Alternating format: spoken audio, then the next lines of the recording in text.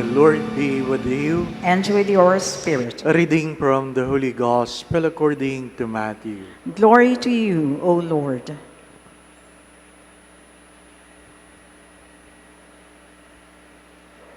Some Pharisees approached Jesus and tested him, saying, "Is it lawful for a man to divorce his wife for any cause whatever?" He said in reply, "Have you not read that from the beginning the Creator made them male and female and said, 'For this reason a man shall leave his father and mother and be joined to his wife, and the two shall become one flesh.' So they are no longer two but one flesh. Therefore what God has joined together, man must not separate." They said to him, "Then why did Moses command that the man give the woman a bill of divorce and dismiss her?" He said to them, "Because of the hardness of your hearts. Moses allowed you to divorce your wives, but from the beginning it was not so. I say to you, whoever divorces his wife unless the marriage is unlawful and marries another commits adultery." His disciples said to him, "If that is the case of a man with his wife, it is better not to marry." He answered, "Not all can accept this word, but only those to whom that is granted. Some are incapable of marriage because they were born so, some because they were made so by others, some because they have renounced marriage for the sake of the kingdom of heaven. Whoever can accept this ought to accept it."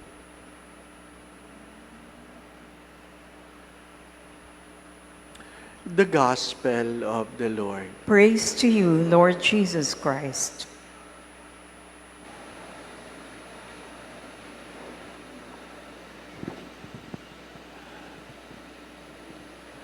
Trying to read some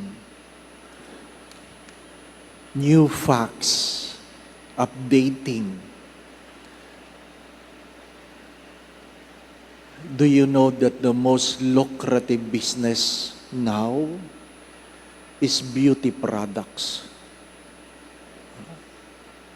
Amazing. Beauty products. The most saleable medicine is painkiller.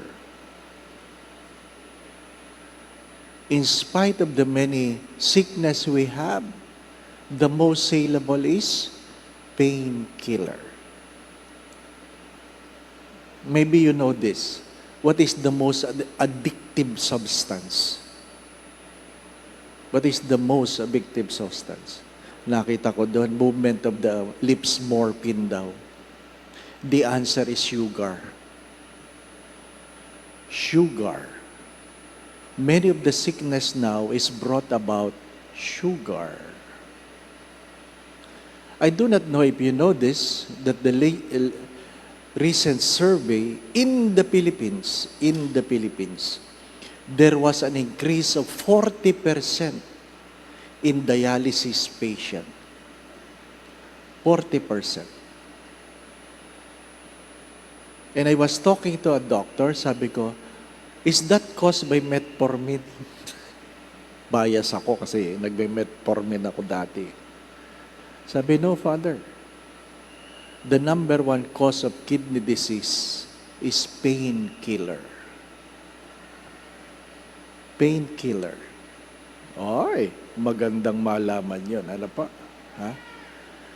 Maganda yung nagbabasa tayo. Ano? Hindi lang yung puro Facebook. Ano? The first reading speaks of prostitutes. And perhaps you have your own concept of prostitutions. But actually, the original term was harlot. Harlot. Worse than prostitution. One of the most shocking statement I heard was from a woman says, "My mother is a prostitute." my mother is a prostitute. And I stop my biases so that I can listen to her. And I asked her, why are you telling me that your mother is a prostitute? Sabi niya, she used to be a prostitute. Why are you telling me that? Because out of poverty, my mother was abandoned by my father. She prostituted herself so that we will be able to survive. We will be able to survive. What I'm trying to say, my dear friends, my brothers and sisters, you will only understand more if you remove your own biases. Sometimes it's so easy to judge. Sometimes, that's why I always say this, knowing the sins of others does not make us holy. Worse, talking about their sins makes us more sinful. Why? That is gossip. May kanya-kanya tayong pinagdadaanan. Ano bang meron sa mga pagbasa ngayon? The gospel speaks of adultery. That in the very beginning, it was not granted by God. But what is your concept of adultery?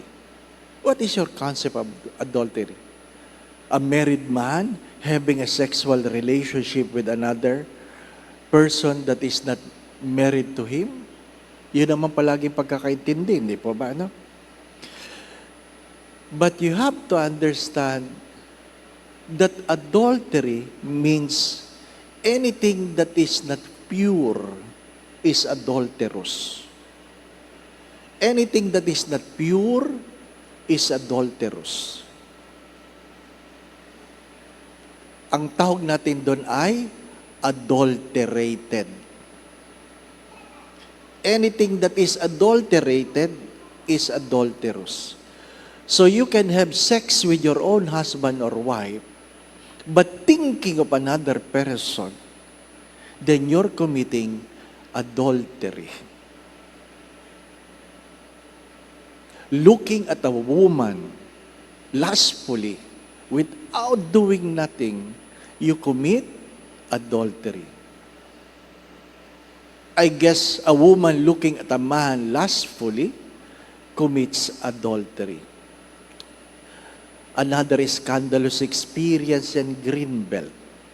After one of my masses here, nakikimisa lang ako, diyan, bababa, magpupuntahan ng tao, magble-bless, magkakagulo. Then, a pregnant woman came. Sabi ba naman niya sa akin, Father, bless mo baby natin. Sabi ko, di kita kilala. Di ba? Sabi nung katabi, may sayad yan. Sabi naman nung isa, ganyan pala si Father. Di ba?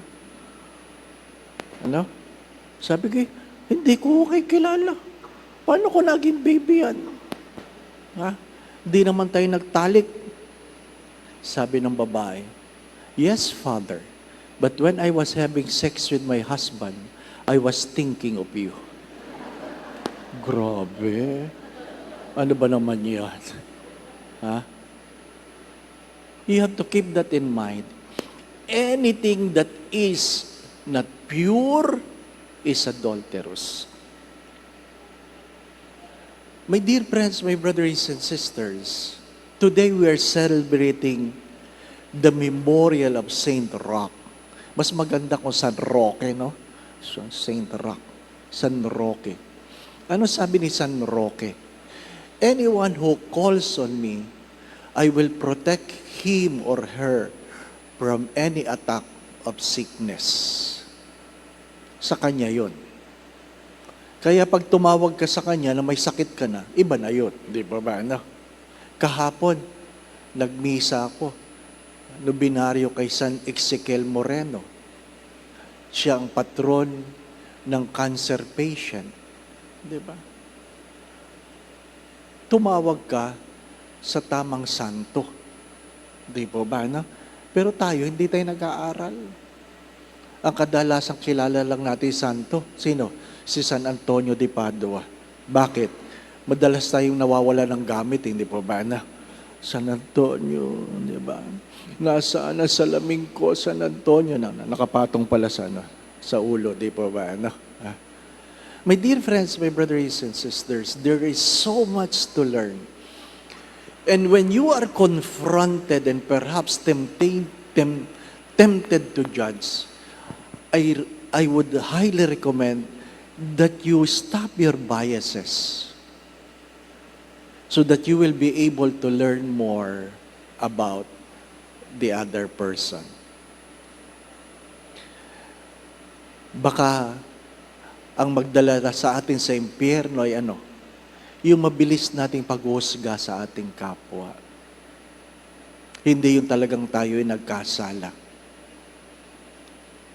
Ngayon, naintindihan mo na kung bakit sinasabi ng Santo Papa, the first sin that you should stop is gossip.